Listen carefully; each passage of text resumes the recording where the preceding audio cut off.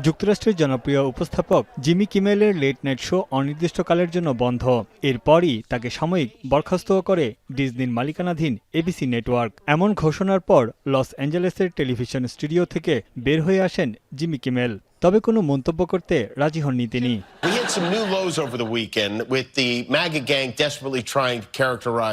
ঘটনার সূত্রপাত গেল সপ্তাহে একটি লাইভ অনুষ্ঠানে ট্রাম্পের ঘনিষ্ঠ চার্লি কার্কের হত্যাকাণ্ড নিয়ে বিতর্কিত মন্তব্য করেন জিমি কিমেল। তার অভিযোগ, সন্দেহভাজন হত্যাকারী ট্রাম্পের সমর্থক, তবে সেটি ভুল প্রমাণে উঠে পড়ে লেগেছে রিপাবলিকানরা।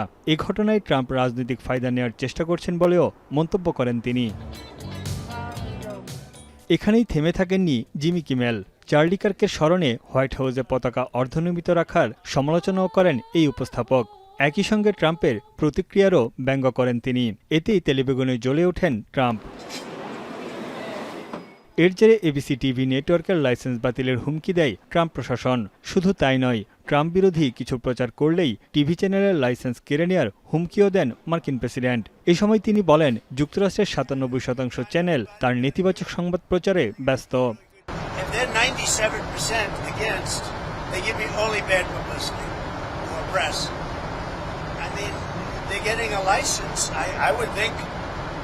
Maybe their license should be taken away.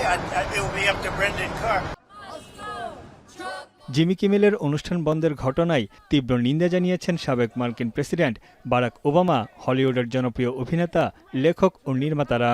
ডেমোক্র্যাটদের অভিযোগ, গণমাধ্যমের মুখ চেপে ধরতে চায় ট্রাম্প প্রশাসন। জিমি কিমেলের ভক্তরা বিক্ষোভে নেমে ট্রাম্প বিরোধী স্লোগান দেন। Our freedom of speech being stripped of us, and not just the general public. Those rich, white, famous men. It's illegitimate. It's fascist suppression of speech. This is a dictator move. You have the FCC.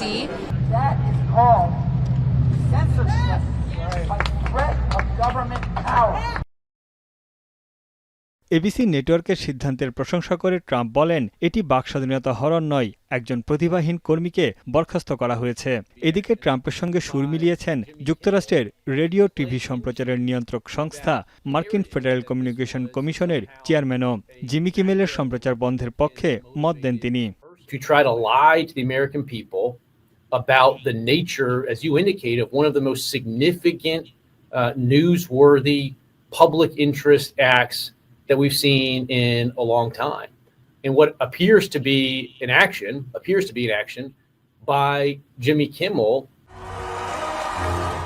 এই ঘটনায় মার্কিন কৌতুক অভিনেতা জন Stewart ট্রাম্পের সমালোচনায় মেতেছেন। The daily show নামে অনুষ্ঠান নিয়ে হাজির হয়ে ট্রাম্প প্রশাসনকে ব্যঙ্গ করেন তিনি। এই সময় ট্রাম্পকে যুক্তরাষ্ট্রের মহান পিতা ও প্রিয় নেতা বলে উল্লেখ করেন।